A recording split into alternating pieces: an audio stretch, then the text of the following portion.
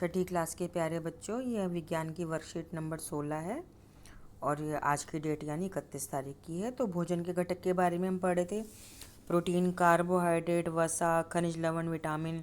और पिछली वर्कशीट में हमने पढ़ा था कि विटामिन और खनिज लवणों की कमी से हमें अभावजन्य रोग होते हैं। तो बेटा संतुलित आहार किसे कहेंगे? जिसमें अच्छे स्वास्थ्य को बनाए रखने के लिए सभी आवश्यक पोषक तत्व होते हैं, उचित मात्रा में होते हैं। इसमें कार्बोहाइड्रेट, वसा, प्रोटीन, विटामिन, खनिज लवण, पानी सब कुछ संतुलित मात्रा में होता है। तो बेटा कहने का मतलब ये है कि हमें हरी सब्जियां, फल ज़रूर खाने चाहिए हमारे भोजन में।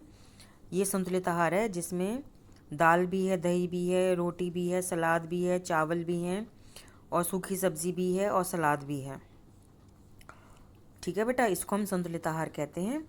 तो संतुलित आहार के लिए हमें क्या करना है, क्या जो कुछ बातें हमें जानकारी होनी चाहिए कि एक बच्चे का संतुलित आहार एक वयस्क व्यक्ति से अलग होता है। देखो बेटा, बच्चा तो छोटा सा है, 2 साल का, 5 साल का, 6 साल का। तुम भी छोटा बच्चा हो, तो जितना खाना तुम्हारे पापा मम्मी खाते हैं, क्या तुम उतना खाना खा सकती हो? नहीं ना। और फिर पापा तो तुम्हारी मेहनत करते हैं, कमाने जाते हैं, बाहर जाते हैं, काम करते हैं। किसी के पापा मजदूरी करते हैं, किसी के पापा रिक्शा चलाते हैं। तुम तो घर में रहती हो, पढ़ाई का काम करती हो, तुम रिक्शा तो नहीं चलाती ना, मजदूरी तो नहीं करती ना। तो पापा मम्मी अगर मजदूरी करते हैं, रिक्शा चलाते हैं, तो उनको ज़्यादा भोजन की आवश्यकता है, जबकि तुमको नहीं है। कहने का मतलब ये है बेटा।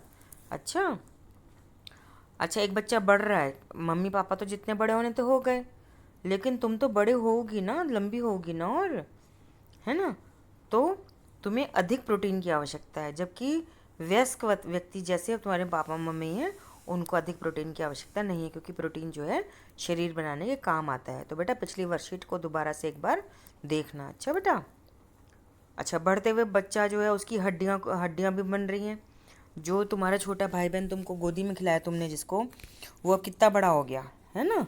तो पापा मम्मी तो उतने के बड़े हैं, है ना। तो जो बच्चा बढ़ता है तो उसकी हड्डियों के लिए भी ज़्यादा कैल्शियम की और फॉस्फोरस जैसे खनिज लवणों की आवश्यकता होती है। तो कहने का मतलब है उन्हें ज़्यादा दूध की मात्रा चाहिए।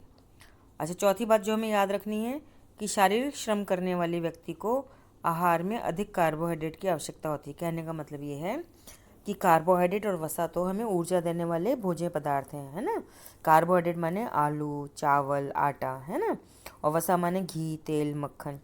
तो ये सब हमें ऊर्जा देते हैं। तो जो मेहनत करते हैं ना, जैसे मजदूर हैं, साइकिल रेडी चलाने वाले हैं, ई रिक्शा चलाने वाले हैं, बस का ड्राइवर है, दुकान पे जो काम करते हैं, सड़क बनाने वाले, घर बनाने वाले, ये सब जो है शारीरिक श्रम करते हैं, शरीर से मेहनत करते हैं।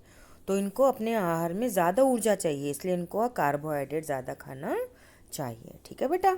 लेकिन तुम तो नहीं करते ना ऐसा सब काम, तो तुम्हें कार्बोहाइड्रेट कम खाना चाहिए, लेकिन तुमको प्रोटीन ज़्यादा खानी चाहिए, क्योंकि तुम बड़े हो रहे हो ना। ठीक है बेटा।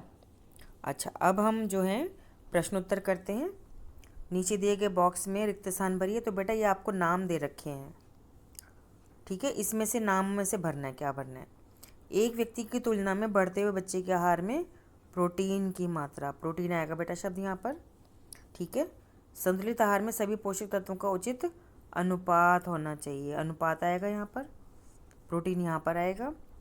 गेहूँ, चावल और आलू में कार्बोहाइड्रेट होता है। हड्डियों के निर्माण के लिए कैल्शियम की आवश्यकता होती है। तो बेटा इस प्रकार से आपको खाली स्थानों में भरना है, ठीक है बेटा। अच्छा, आपको पता है ना, ये जो बर्गर है और ये जो फ्रेंच फ्राइज आलू से बनते हैं, ये सारे अस्वस्थकारी पदार्थ हैं। लेकिन गाजर और जो सलाद कटा हुआ है, टमाटर, खीरा वगैरह, ये सब स्वास्थ्यकारी पदार्थ हैं। ठीक है बेटा। तो ये 2 प्रश्न आपने करने हैं, खालिस्तान वाला और यहाँ पे सही नाम लिखना है। तो बेटा इसको कॉपी में करिए, लेकिन अपने आप को स्वस्थ भी रखना है आपने। कैसे स्वस्थ रखना है कि आपको कोविड-19 नाम की महामारी से बचना है, जो कि कोरोना वायरस के द्वारा फैल रही है। ये कोरोना वायरस सांस के द्वारा, हवा के द्वारा आपकी नाक में और मुंह में चला जाता है, इसलिए मास्क पहनना ज़रूरी है। और अपनी 2 गज की दूरी का पालन करें, जिससे कि यदि किसी को कोरोना वायरस उसके शरीर में है, तो वो छींक के द्वारा या सांस के द्वारा आपके शरीर में ना पहुंच जाए, है ना। और अपने हाथ, मुंह, पैर अच्छे से धोएं जब भी घर में आए। और बाहर तो बेटा 2 गज की दूरी का पालन करना तो बहुत ही ज़रूरी है। ठीक है बेटा।